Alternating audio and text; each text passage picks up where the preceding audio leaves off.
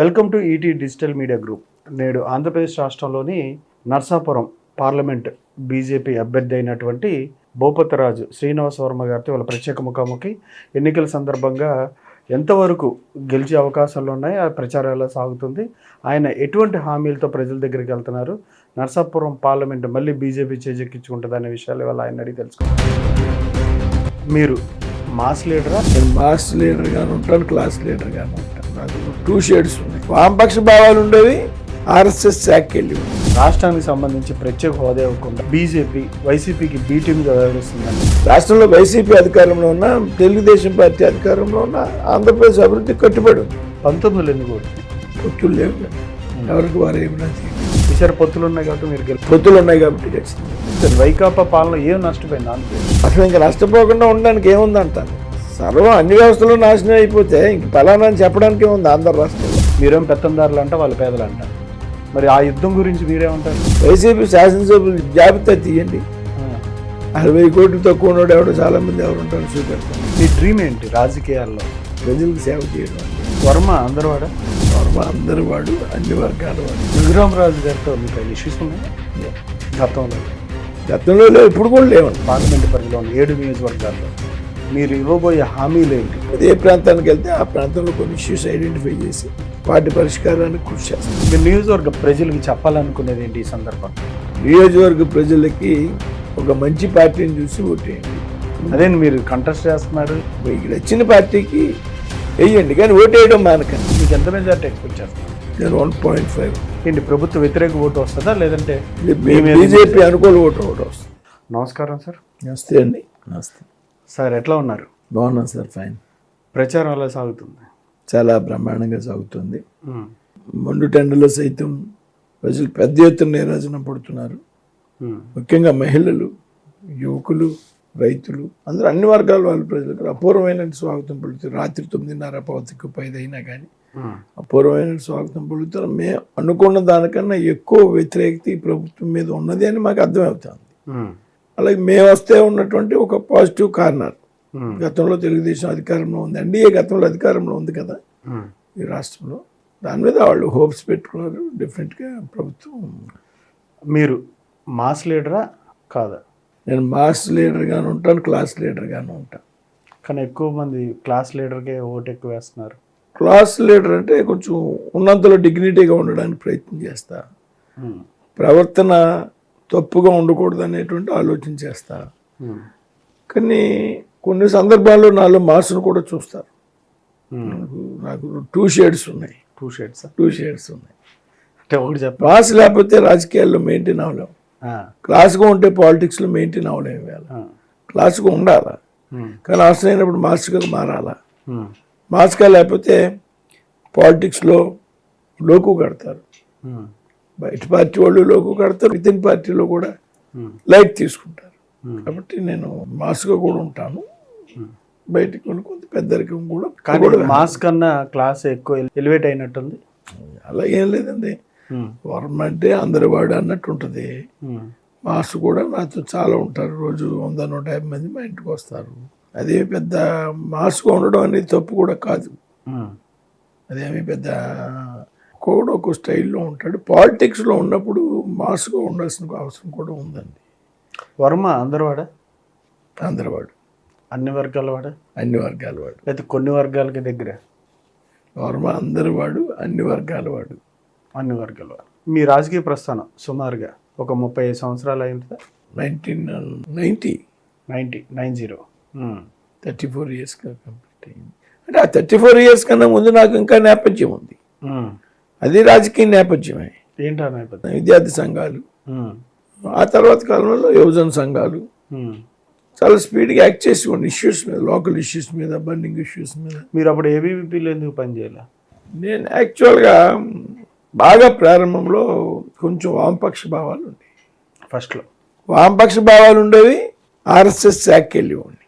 అలాగా నేను తర్వాత ఎదిగి కొద్ది బీజేపీ సిద్ధాంతం, ఏదైతే ఆర్టికల్ 370, ఒకే దేశం ఒకే ప్రజ ఒకే చట్టం, బాబ్రీ మసీద్ విషయం, ఇవన్నీ నాకు పుస్తకాల్లో పేపర్ల ద్వారా చదవడం వల్ల కొంత బ్రెయిన్కి ఎక్కి నేను ఫైనల్గా బీజేపీలో 90లో పొలిటికల్ పార్టీలో నేరుగా చేరడంతోనే నాకు జిల్లా యూత్ వింగ్ ప్రెసిడెంట్ ఇచ్చారు.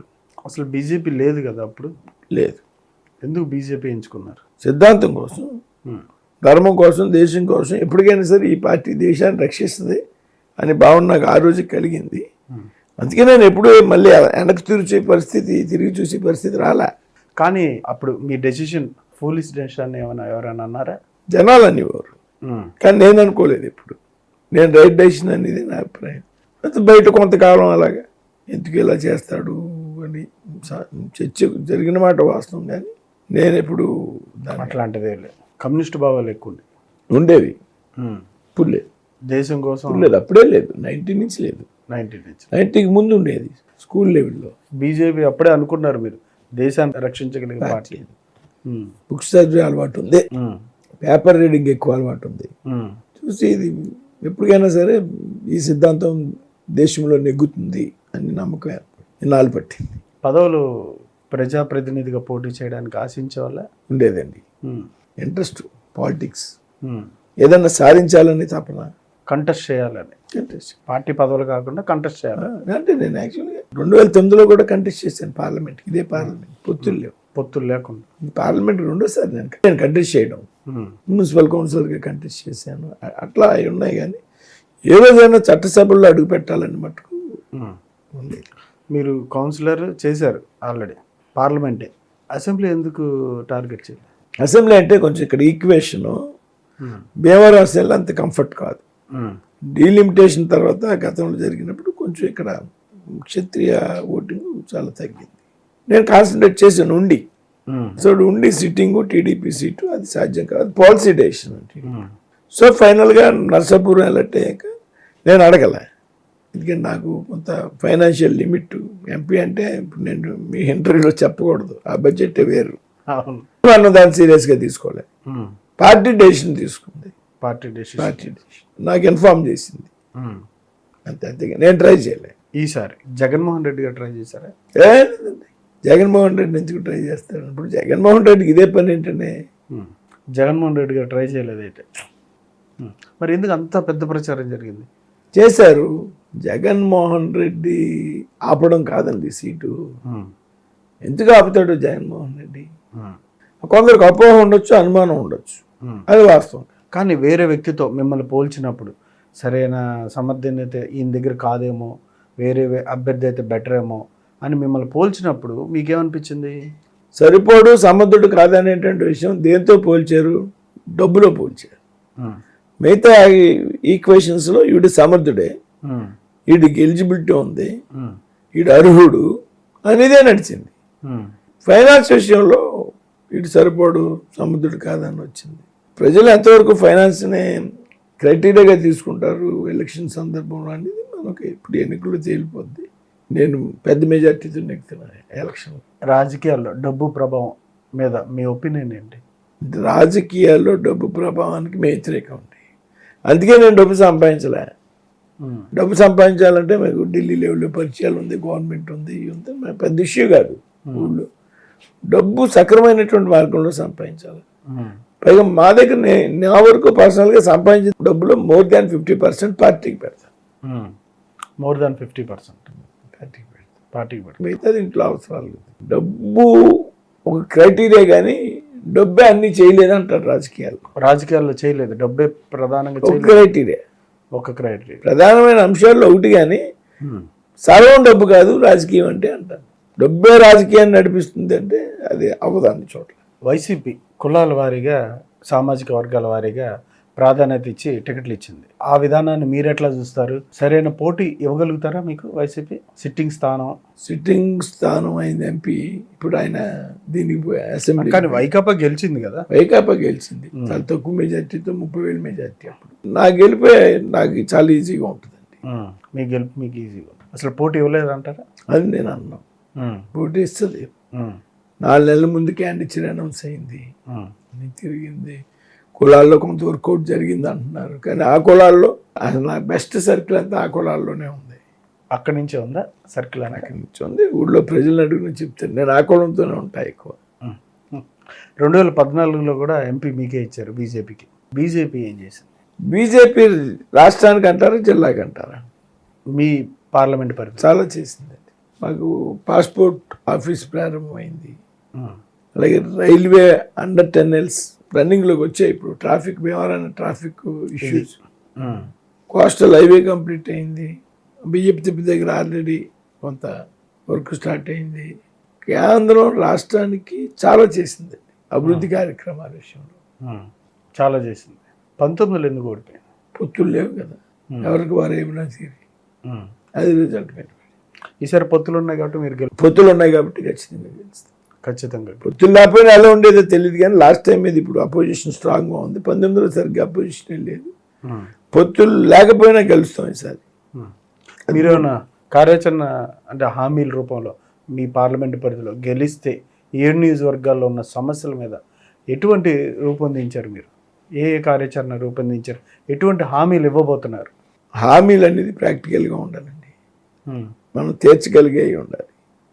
ఎక్కడి నుంచో జరగంది సాధ్యం కానీ మనం చేస్తామని చెప్పడం కూడా కరెక్ట్ కాదు. నాకు ఈ పార్లమెంట్కి ఏమేమి అవసరం అనే దాని మీద నాకు ఒక అంచనా ఉంది. ఎందుకంటే నేను జిల్లా బీజేపీ అధ్యక్షుడిగా ఉమ్మడి జిల్లాకి 10 సంవత్సరాలు చేశాను. 10 సంవత్సరాలు తిరిగి ఉన్నటువంటి ఏరియా. నాకు వీళ్ళతో చాలా దగ్గర సంబంధాలు, వాళ్ళ ఇంట్లో కుటుంబ సభ్యుడిగా ఉంటారు నార్మల్గా కూడా.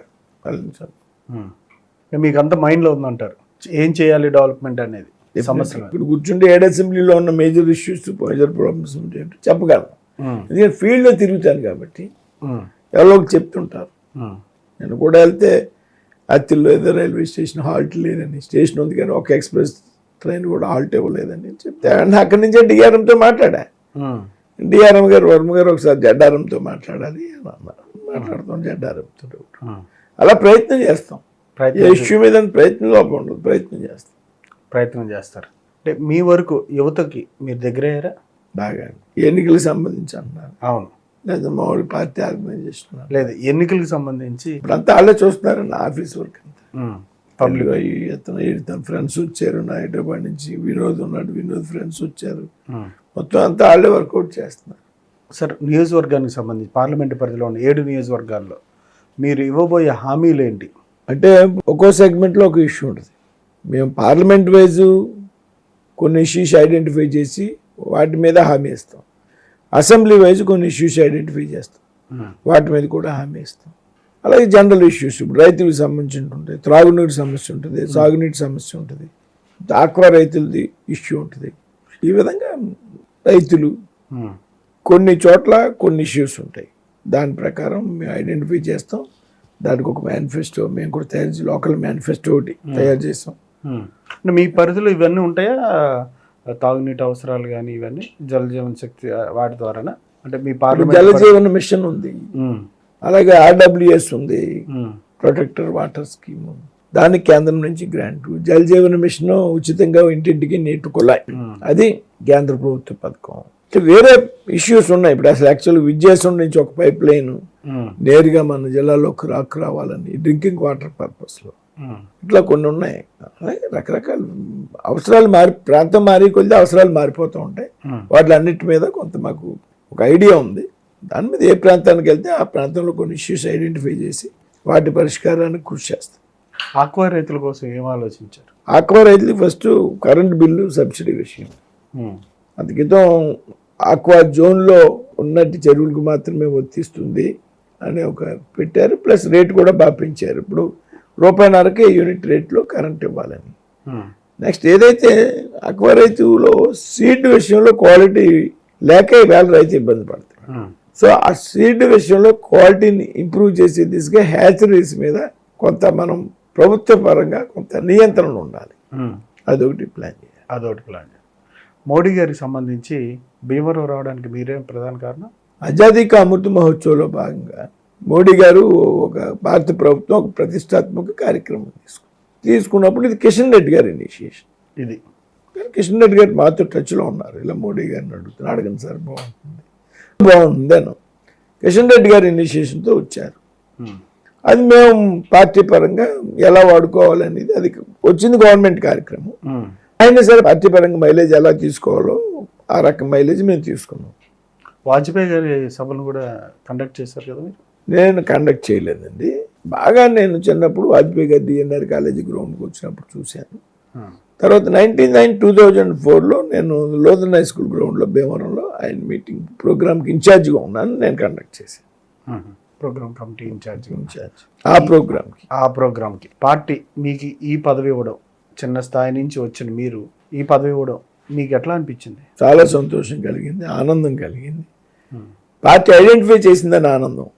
ఇదేదో పదవి అనేటువంటిది ఇది కాదు. కానీ మీ దగ్గర పోటీ చేయడానికి డబ్బు తక్కువ ఉంది. ఇక్కడ ఎంపీ అభ్యర్థి అంటే చాలా రకాలుగా పారిశ్రామికవేత్తలు, చాలా బిగ్ షాట్స్ కంటెస్ట్ చేసే కాన్స్టిట్యున్సీ ఇది పార్లమెంట్. మరి మీరు ఎలా సన్నద్ధమయ్యారు గెలుపుకి? అదేమన్నా ప్రామాణికం ఉంటుందా? ఇప్పుడు యాక్చువల్గా నేను కొంత అబోవ్ యావరేజ్ ఫ్యామిలీ, నాకు డబ్బు సమకూర్చుకోగలను, కానీ దానికి లిమిట్స్ ఉన్నాయి. 100 కోట్లు, 70 కోట్లు, 80 కోట్లు నేను వెళ్ళలేను. నేను రాజకీయం చేస్తున్నాను కదా, నేను సంపాదించిందంతా 50-60% పార్టీకే ఖర్చు పెడుతూ రాజకీయం చేసుకుంటున్నా, రాజకీయ పార్టీలు పనిచేస్తున్నా. దీనికి ముందు ఉన్నటువంటి అభ్యర్థులు, ఆ అభ్యర్థిత్వాన్ని ప్రకటించక ముందు ఉన్నటువంటి అభ్యర్థులు 50 కోట్లు, 70 కోట్లు, 100 కోట్లు, 150 కోట్లు ఖర్చు పెట్టేటువంటి అభ్యర్థులు. కాబట్టి ఆ యాంగిల్లోనే ఆలోచించి, వర్మ గారి దగ్గర డబ్బు లేదు కదా, నాకు సరిపడినంత కంఫర్ట్ పొజిషన్ నాకుంది. మీకుంది. ఆ రకంగా మాత్రం ఫిక్స్, దాంట్లో మాత్రం ఇబ్బంది ఏం లేదు. ఎలక్షన్ కూడా నేను బాగా చేస్తానండి. ఎలక్షన్ బాగా చేయగలననే నమ్మకం, విశ్వాసం నాకు ఉంది. నేను చాలా ఎలక్షన్ చూశానండి. సుమారు 14 లక్షల ఓట్లు పైచిలుకు. మీకు ఎంత మెజారిటీ ఎక్స్పెక్ట్ చేస్తున్నారు? నేను 1.5 అనుకుంటున్నాను. 1.5 ఏంటి, ప్రభుత్వ వ్యతిరేక ఓటు వస్తుందా, లేదంటే బీజేపీ అనుకూల ఓటు వస్తుంది? బీజేపీ అనుకూల ఓటు కూడా వస్తుంది. ఎందుకని 370 రద్దు, సిఏఏ, మోడీ గారు ఇప్పుడు తీసుకున్న నిర్ణయాలు మీరు చెప్పినాయి. ఏదైతే లాంగ్ టర్మ్ నుంచి బీజేపీ నాకు మెజార్టీ వస్తే చేస్తానని చెప్తోందో అది చేసి చూపెట్టింది. పాజిటివ్ ఓటే వస్తుంది. బీజేపీ వైసీపీకి బీ టీమ్గా వ్యవహరిస్తుందని, రాష్ట్రానికి సంబంధించి ప్రత్యేక హోదా ఇవ్వకుండా, అట్లాగే తెలంగాణ ఆంధ్రప్రదేశ్ విడిపోయినప్పుడు ఆస్తుల విభజన కూడా పూర్తిగా సహకరించకుండా, పెద్దన్న పాత్ర పోషించకుండా ఆంధ్రప్రదేశ్ రాష్ట్రాన్ని అన్యాయం చేస్తుందని అంటున్నారు. దీనికి మీరే ఉంటారు? బీ టీమ్గా వ్యవహరించడం కాదండి. భారతీయ జనతా పార్టీ ఆంధ్రప్రదేశ్ అభివృద్ధికి కట్టుబడి ఉంది. రాష్ట్రంలో వైసీపీ అధికారంలో ఉన్న, తెలుగుదేశం పార్టీ అధికారంలో ఉన్న, ఆంధ్రప్రదేశ్ అభివృద్ధికి కట్టుబడి ఉంది. ఈవేళ కేంద్రం 10 రూపాయలు ఇచ్చినా, 100 రూపాయలు ఇచ్చినా, 150 రూపాయలు ఇచ్చినా జగన్ గారికి ఇస్తుందన్న ఆలోచన మనం చేయకూడదు. రాష్ట్ర ప్రజలకి రాష్ట్రం కోసం ఇస్తున్నటువంటి నిధులు అవి. కాబట్టి ఎక్కువ నిధులు ఇస్తున్నారు ఈ రాష్ట్రానికి, లేకపోతే జగన్ గారితో కెమిస్ట్రీ బాగుంది భారతీయ జనతా పార్టీకి, ఇవన్నీ అవాస్తవాలండి. ఆంధ్రప్రదేశ్ని భారతీయ జనతా పార్టీ ఆదుకోవాలి, ఫైనాన్షియల్ సపోర్ట్ ఆ రాష్ట్రానికి ఇవ్వాలని భావించింది. కాబట్టి కేంద్రం ఇచ్చే రూపాయి జగన్కి వెళ్తుందా, రాష్ట్ర డెవలప్మెంట్కి వస్తుందా?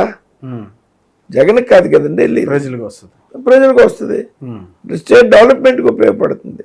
కానీ మీకు సంబంధించి కేంద్రం నుంచి వచ్చే నిధుల విషయంలో, ప్రధానంగా స్కూల్స్లో వచ్చే వాటిల్లో కూడా మీ చాలా ఉన్నాయి, అలాగే చాలా పథకాలకి కేంద్రం నుంచి ఉన్నాయి. వీటన్నిటిని మీరు ప్రచారం చేసుకోలేకపోయారు కదా, అవి మీరు కాంట్రిబ్యూషన్ ఉందని కూడా మా పథకాలు మీరు చెప్పుకోలేకపోయారు కదా? ప్రచారం చేసాం, చాలా బాగా చేసాం. ఈవేళ ప్రజలందరికీ ఈ జగన్ పెట్టి ఉపయోగించుకునే పదవాలు కేంద్ర ప్రభుత్వం నుంచి వస్తున్నాయని ప్రజల్లో అవేర్నెస్ వచ్చిందండి. నాకు తెలుస్తుంది కదా, ప్రజల్లో అవేర్నెస్ వచ్చింది. ఈ రాష్ట్రం మీ కూటమి మళ్ళీ ఏర్పడడానికి అవసరమా? రాష్ట్రానికి వల్ల మీ కూటమి ఏర్పడడం ఆల్రెడీ ఏర్పడడం అవసరమే. ఏర్పడడం అంటే ఎందుకని? వైకాపా పాలన ఏం నష్టపోయింది ఆంధ్రప్రదేశ్? అసలు ఇంకా నష్టపోకుండా ఉండడానికి ఏముంది అంటాను. సర్వం అన్ని వ్యవస్థలు నాశనం అయిపోతే ఇంక పలానా అని చెప్పడానికి ఏముంది ఆంధ్ర రాష్ట్రంలో? ఏవో అక్కడ నాశనం కానికన్నా ఉన్నటువంటి వ్యవస్థే ఉంది ఆంధ్రప్రదేశ్లో. అన్ని కొలాప్స్. అంటే ప్రతిపక్షంగా ఉన్నారు కాబట్టి విమర్శించాలని చెప్తున్నారా? ఏమైనా ఉదాహరణలు ఇస్తారా? లేదు. ఒక ఉదాహరణ ఇవ్వండి. ఒకటంటే ఈవేళ ప్రజా వ్యతిరేక విధానాలు, ఎన్నికల ముందు చెప్పినటువంటి విషయాలు, సంపూర్ణ మద్యపాన నిషేధం అన్నారు, గాలికి వదిలేసి పైగా ఆళ్లే వ్యాపారం చేసి చీప్ క్వాలిటీ లెక్క తయారు చేసి దాన్ని 20 రూపాయలు తయారయ్యేటువంటి బాటిల్ని 250 రూపాయలకు అమ్మడం ద్వారా, అలాగే సామాన్య ప్రజలు వాళ్ళు ఇల్లు కొట్టుకునే పరిస్థితి లేదు, ఇసుక లేక, కేవలం ఇసుక డబ్బించి కొనుక్కుందామంటే ఇసుక లేదండి. కేంద్ర ప్రభుత్వం రాష్ట్రానికి 25 లక్షల రూపాయలు ఇల్లు ఇస్తే ఇప్పుడు కూడా పూర్తి చేయకుండా 14 వెంకయ్యనాయుడు గారు టైంలు ఇచ్చారు. ఇప్పుడు కూడా పూర్తి కానటువంటి పరిస్థితి. సామాన్య ప్రజలు చాలా ఇబ్బందిగా పడి వాతావరణం ఇవాళ రాష్ట్రంలో ఉందండి. ఈ విధానాల వల్ల వాళ్ళని వెనుకోకూడదు. కానీ సంక్షేమ పథకాల ద్వారా 2 లక్షల పై చిలుకు కోట్ల రూపాయలు డీబీటీ పద్ధతి ద్వారా పేదలకు ఇచ్చామంటున్నారు. మీరేం పెత్తందారులు అంట, వాళ్ళు పేదలు అంట. మరి ఆ యుద్ధం గురించి మీరేమంటారు? ఇప్పుడు వాళ్ళు అక్కడికక్కడ వేసుకున్నారని ఈ ఫ్లెక్సీలు పెట్టుకున్నారు పెత్తందారులు. శాసనసభ్యుల్లో వైసీపీ శాసనసభ్యులు జాబితా తీయండి. 60 కోట్లు తక్కువ ఉన్నాడు ఎవడో చాలా మంది ఎవరు ఉంటారో చూపెడతాను. పేదలని టికెట్లు ఇచ్చాడు ఆయనకి. ఎవరికైనా డబ్బులు అయినోడికి టికెట్స్ ఇచ్చాడండి. అంత డబ్బు ఉన్నోళ్ళే. ప్రైవేటీకరణ అంటే భారతదేశానికి సంబంధించి పోర్టులు కావచ్చు, షిప్ యార్డ్స్ కావచ్చు, ఇవన్నీ ప్రైవేటీకరణ అదాని చేతిలోకి వెళ్ళిపోతుంది, బీజేపీ మొత్తాన్ని ప్రైవేటీకరణ చేస్తుంది అంటున్నారు. మరి దీనికి మీ సమాధానం ఏంటి? అంటే నష్టాల్లో ఉన్నటువంటి కొన్ని కంపెనీని ఐడెంటిఫై చేసి దానికన్నా అదే స్థాయిలో చిన్న ప్రైవేట్ యూనిట్ పెట్టుకుంటే లాభాలు ఆర్జిస్తున్నారు. అదే బిజినెస్లో పెద్ద సెక్టార్లో ఉంటే లాభాలు రావడం లేదు. దీనికి సరైన సూపర్విజన్ లేక ఉపయోగం లేదు, నష్టాలు పాలవుతున్నాయి.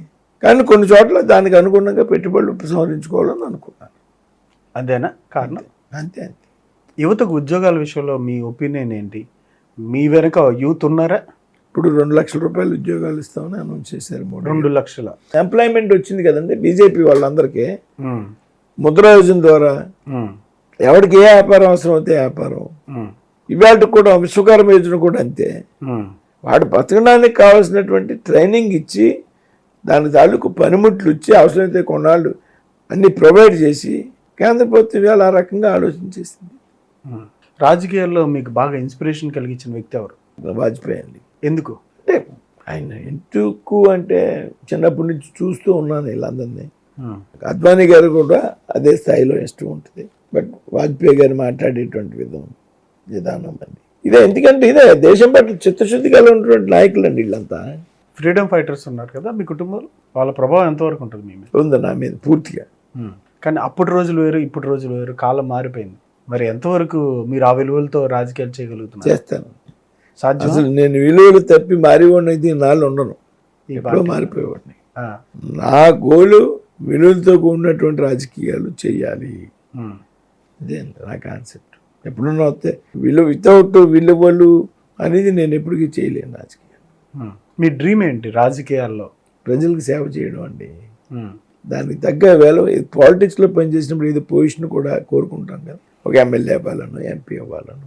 మీరు ఏం చదువుకున్నారు? నేను ఎంఏ లైబ్రరీ సైన్స్, మళ్ళీ ఎమ్మెల్యేసి న్యాయశాస్త్రం బిఎల్. అంటే పార్లమెంట్ చట్టాల గురించి, పార్లమెంట్లో అనుసరించాల్సిన విధానాల గురించి పూర్తి అవగాహనతో ఉన్నారు మీరైతే? అంత అవగాహనతో లేని కానీ ఎన్నికైతే మట్టుకు నేను అన్ని నేర్చుకుంటా. అలవాటు నాకు, తప్పుగా భావించను. నేర్చుకుంటారు అంటే నాకు పార్లమెంట్లో ఏ విధంగా వ్యవహరించాలి, పార్లమెంట్లో సిస్టమ్ ఏంటి అనేది నాకు ఐడియా ఉంది. తెలియని అడిగి తెలుసుకుని నేర్చుకుంటాం. 2-3-4 monthsలో పికప్ అవుతుంది. రఘురామరాజు గారితో మీకు ఇష్యూస్ ఉన్నాయా గతంలో? గతంలో ఇప్పుడు కూడా లేవండి. కానీ టికెట్కి సంబంధించి ఫైట్ జరిగింది. టికెట్ పేరు మార్చాలి, మీ పేరు రాగానే చంద్రబాబు నాయుడు గారిని ఆయన విమర్శించారు, మీ పేరు మార్చలేని టికెట్ అని చెప్పి. అంటే ఎట్లా ఉంటుంది? ఆయన సహకరిస్తున్నాడు మీకు?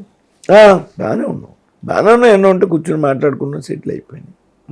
ఆయన ట్రై చేసుకున్నాడు, కాకపోతే ఆయన మా పార్టీలో లేడు. నేను ట్రై చేసుకోలే. మా పార్టీలో నేను గతంలో కంటెస్ట్ చేశాను కాబట్టి 2009లో నా పేరు కూడా కన్సిడర్ చేశారు. ఓకే చేశారు. దాంట్లో భాగంగా మహిళలకి మీకు ఏమన్నా ప్రత్యేక ఒపీనియన్ ఉందా?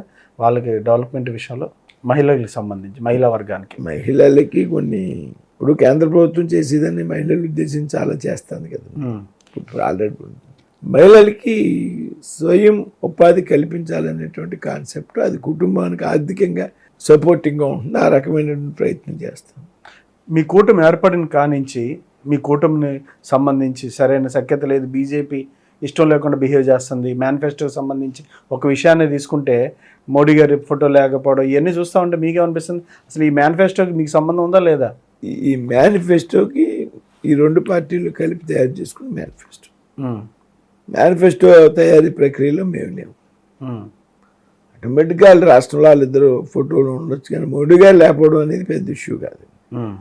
ఆ మేనిఫెస్టోలో అమలు చేయదగ్గ వాస్తవాలు ఎన్ని ఉన్నాయి అనేది ముఖ్యం, కానీ మిగతాది మోడీ గారి ఫోటో ఉందా లేదు, కానీ ఆయన మోడీ గారి ఫోటో వేస్తుంటే బాగుంటుంది. సార్ మేనిఫెస్టోకి సంబంధించి ఇచ్చిన హామీలు నెరవేర్చడానికి చాలా బడ్జెట్ అవసరం అవుతుంది రాష్ట్రానికి. ఆ బడ్జెట్ ఏమో ఇప్పుడున్న పరిస్థితుల్లో రాష్ట్రం దగ్గర లేదు. మళ్ళీ ప్రజల్ని ఏమైనా మోసం చేసే ఈ హామీలని ప్రజల్లోకి తీసుకెళ్తున్నారా? మీరేమన్నా ప్రజలను మోసం చేసి ఆలోచన లేదు. మేనిఫెస్టోని చిత్తశుద్ధితోనే అమలు చేస్తారు. దానికి మార్గాలు ఉన్నాయి. ఇవాళ ప్రభుత్వ ఖజానాకి రావాల్సినటువంటి వేలాది కోట్ల రూపాయలు ప్రైవేట్ ఖజానాలోకి వెళ్ళిపోతున్నాయి. అది ఇసుక మాఫియా కానివ్వండి, ల్యాండ్ కానివ్వండి, మైనింగ్ కానివ్వండి, ఇవన్నీ ప్రభుత్వ ఖాతాలోకి నేరుగా రాకుండా జనాల జేబుల్లోకి వెళ్ళిపోతున్నాయి, నాయకుల జేబులు. వీటిని అన్నిటికీ కూడా సిస్టమేటిక్గా ప్రభుత్వ ఖాతాలోకి తీసుకొచ్చిన రోజున చాలా ఆదాయం కనపడుతుంది. ఇవాళ లెక్కర్లో ఇంకా మనకి ఇవాళ చూపెట్టేది మనకు కనిపించే దాని మీద 5-6 రెట్ల ఆదాయం ఉంది, కానీ అది వెళ్ళిపోతుంది నాయకుడికి. అంటే డిజిటల్గా లేకపోవడం వల్ల వెళ్ళిపోతుంది అంటారు. అదంతా తీసుకొస్తే కొంతవరకు బెటర్ అవుతుంది. డెఫినెట్గా. మీరు నియోజకవర్గ ప్రజలకి చెప్పాలనుకునేది ఏంటి ఈ సందర్భంగా? నియోజకవర్గ ప్రజలకి ఒక మంచి పార్టీని చూసి ఓటేయండి. ముందు పోలింగ్ స్టేషన్కి వెళ్ళి ఓటేయండి. ముందు పోలీస్ అది హాలిడే కింద భావించద్దు, వెళ్ళి ఓటేయండి. మీకు నచ్చిన పార్టీకి వేయండి అని చెప్తాను నేను. అదే మీరు కంటెస్ట్ చేస్తున్నారు అలా కాదు, మీకు నచ్చిన పార్టీకి వేయండి, కానీ ఓటేయడం మానకండి. ఆ పార్టీ దేశం గురించి ధర్మం గురించి ఆలోచించి పార్టీ అయ్యి ఉండాలి. దేశాన్ని ముందుకు తీసుకెళ్లేటువంటి పార్టీ అయ్యి ఉండాలి. ఈ దేశాన్ని రక్షించగలిగేటువంటి పార్టీ అయ్యి ఉండాలి. ఒక బలమైనటువంటి నాయకత్వం అయ్యి ఉన్నటువంటి పార్టీ అయ్యి ఉండాలి. ఇన్ని చెప్పాక నేను ఆడ ఏ పార్టీకి అయ్యాలో ఓటర్ ఇంక నేను చెప్పక్కర్లే. అంతే అంటారు. మీరు చివరి వరకు ఇదే పార్టీలో ఉంటారా? 100%. ఇప్పుడు ఏమీ లేనప్పుడే 34 ఏళ్ళ నుంచి ఉన్నోడిని, పార్టీ వేళ ఉంచదశలో ఉంది, పైగా నాకు బ్రహ్మాండమైన అవకాశం ఒక కార్యకర్తగా నాకు ఇస్తే చివరి వరకు ఇదే పార్టీ ఉంటామంటే అది చివరి ఊపిరి శ్వాస వరకు ఇందులోనే ఉంటాం. చివరిగా సార్, మైనార్టీలకు సంబంధించి బీజేపీకి సార్ మద్దతు ఇస్తారా? సిఏ విషయంలో కావచ్చు, 370 కావచ్చు. మైనార్టీలకి భారతీయ జనతా పార్టీ వ్యతిరేకం కాదండి. భారతీయ జనతా పార్టీ వ్యతిరేకం కాదు. వాళ్ళు కూడా మనలో కలిసి జీవించాలని భారతీయ జనతా పార్టీ కోరుతూ ఉంది. కానీ మైనార్టీలకి ఏ నిర్ణయం తీసుకున్నా భారతీయ జనతా పార్టీ మైనార్టీలకి, ఇప్పుడు సిఏఏ విషయంలో మైనార్టీలకి వ్యతిరేకంగా తీసుకున్నటువంటి నిర్ణయం కాదు. మైనార్టీల ప్రయోజనాలను భారతీయ జనతా పార్టీ కాపాడుతుంది. మైనార్టీల ప్రయోజనాలు ఈ 10 సంవత్సరాల్లో ఎక్కడైనా మత కల్లోలాలు ఉన్నాయండి. 400 సీట్లు సాధ్యమా? ఒక 5 సీట్లు అటు ఇటు కావచ్చు, అది పెద్ద ఇష్యూ కాదు. 400 సీట్లు మాట్లాడింది విత్ ఎన్డీఏ. అవును, 370 వితౌట్ ఎన్డీఏ. ఒక 5 సీట్లు అటు ఇటు కావచ్చు. మీరు గెలుపు సాధ్యమేనా మీకు? పక్కా అండి, పక్కా అంటే నాది నా పార్లమెంట్లో ఉన్నటువంటి 7 అసెంబ్లీ అభ్యర్థులు కూడా, 7 అసెంబ్లీ అభ్యర్థులు కూడా, ఆ బాధ్యత కూడా మీదే. టోటల్ 8 పక్కా మాది. పక్కా 8 పక్కా. అధికారంలోకి వస్తారు అయితే రాష్ట్రంలో? 100%. రాష్ట్రంలో, కేంద్రంలో 2 చోట్ల. Thank you sir, thank you very much అండి. ఇదండి భూపతిరాజు శ్రీనివాస వర్మ గారి ఆలోచనలు. ఇవాళ అర్ధరాత్రి 2 అవుతుంది ఆయన ప్రచారం ముగించుకొని వచ్చినా సరే మీడియాతో ఇంటరాక్ట్ అవ్వాలి, ప్రజలకు ఆయన ఆలోచన తెలియజేయాలని ఆయన చేసిన కార్యక్రమాలు కావచ్చు, ప్రజలకి బీజేపీ ద్వారా ఎట్లాంటి ప్రయోజనాలు కలుగుతాయి, బీజేపీని ఎన్నుకోవడం ద్వారా ఎట్లాంటి లబ్ధి చేకూరుతుంది, దేశానికి ఏ విధమైనటువంటి రక్షణ ఉంటుంది అనే విషయాలు ఇవాళ ఆయన మనతో తెలియజేశారు. పార్లమెంటు పరిధిలో ఖచ్చితంగా ఆయనకంటూ ఒక విజన్ ఉందని, ఆ విజన్ ద్వారా సమస్యల పరిష్కారానికి పూర్తి స్థాయిలో తన సమయానితో పాటుగా బీజేపీ అగ్రనాయకత్వాన్ని ఒప్పించి సమస్యల పరిష్కారానికి పనిచేస్తానని ఈ సందర్భంగా ఆయన తెలియజేశారు. Thank you sir.